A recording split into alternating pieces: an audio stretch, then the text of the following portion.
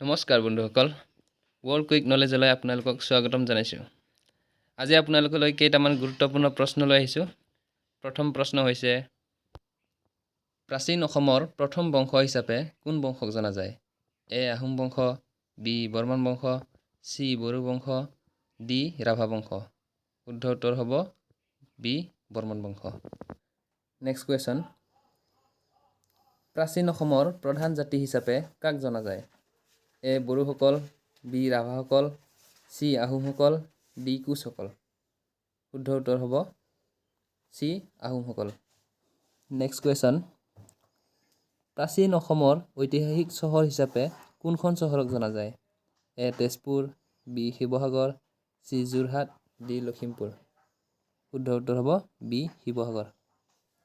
Next question, প্ৰাচীন অসমৰ জনপ্ৰিয় হৈ উঠা ঊষা অনিৰুদ্ধৰ কাহিনী বৰ্তমান সময়ত অসমৰ কোনখন চহৰত ইয়াৰ কথা এতিয়াও প্ৰচলিত?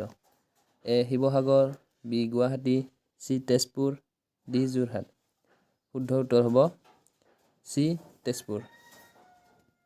নেক্সট কুৱেশ্যন, আহোমসকলৰ প্ৰথম ৰজাজনৰ নাম কি আছিল?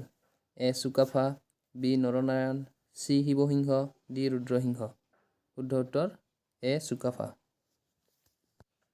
নেক্সট কুৱেশ্যন, আহোমসকল প্ৰথম ৰাজধানী ক'ত পাতিছিল?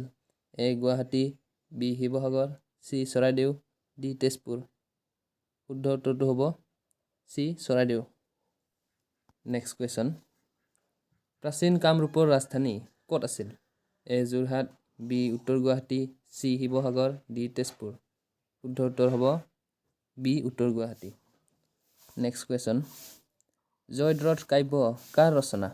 এ কবিৰত্ন সৰস্বতীৰ, বি হেম সৰস্বতীৰ, চি মাধৱদেৱৰ, ডি বিশ্বসিংহ। শুদ্ধ উত্তৰটো হ'ব এ কবিৰত্ন সৰস্বতী। নেক্সট কুৱেশ্যন, সেন বংশৰ প্ৰতিষ্ঠাপক কোন? এ নৰনাৰায়ণ, বি দুৰ্লভ নাৰায়ণ, চি নীলধ্বজ, ডি চুকাফা। শুদ্ধ উত্তৰটো হ'ব চি নীলধ্বজ। আজিৰ শেষৰ প্ৰশ্নটো হৈছে, বিশ্ব কৰ্কট ৰোগ দিৱস বছৰৰ কোন তাৰিখে পালন কৰা হয়? এ 5 ফেব্ৰুৱাৰী, বি 4 ফেব্ৰুৱাৰী, চি 10 ফেব্ৰুৱাৰী, ডি 20 ফেব্ৰুৱাৰী।